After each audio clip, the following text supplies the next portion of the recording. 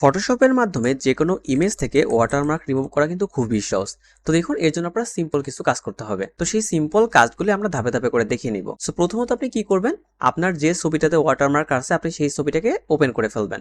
Open করে আপনি এটাকে কন্ট্রোল জে প্রেস করে ডুপ্লিকেট করলেন। ডুপ্লিকেট করে আপনি কি করবেন, সিলেক্টে চলে যাবেন। দেন এইখান থেকে আপনি সিলেক্ট করবেন কালার রেঞ্জ।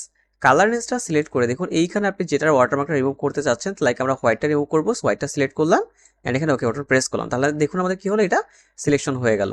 সিলেকশন হওয়ার পর আমরা সরাসরি চলে যাবো কোথায়, সিলেক্ট অপশনে। দেন এখান থেকে চলে যাবো মডিফাইতে। দেন এখান থেকে আমরা এক্সপান্ডে প্রেস করবো। অ্যান্ড এইখানে আমরা কি করবো দেখুন, 5 বা নিজের মতো করে আপনি 6 বা 7 রাখতে পারেন, রেখে এখানে ওকে বাটন প্রেস করবেন। তাহলে দেখুন এটা আমাদের কি হলো, পুরোপুরিভাবে সিলেকশন হয়ে গেল।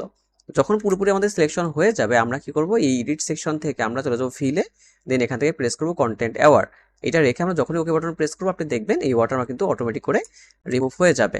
তো আমি যদি ছোট করে আপনাদের দেখাই, দেখুন আমাদের এই যে পূর্বের ইমেজ যেটা ছিল সেইটা কিন্তু আমি যদি একটু ছোট করে এখান থেকে দেখাই, আমাদের পূর্বের ইমেজটা কিন্তু এমন ছিল। দেন আমরা শুধুমাত্র এই সিম্পল কাজ করার মাধ্যমে আমরা ওয়াটারমার্কটা কিন্তু পুরোপুরিভাবে রিমুভ করতে পারলাম। তো এইভাবে করে কিন্তু আপনি খুব সহজেই ফটোশপের মাধ্যমে ওয়াটারমার্ক রিমুভ করতে পারেন। তো আজকের জন্য এতটুকুই। দেখা হচ্ছে সম্পূর্ণ নতুন কোনো ভিডিওতে।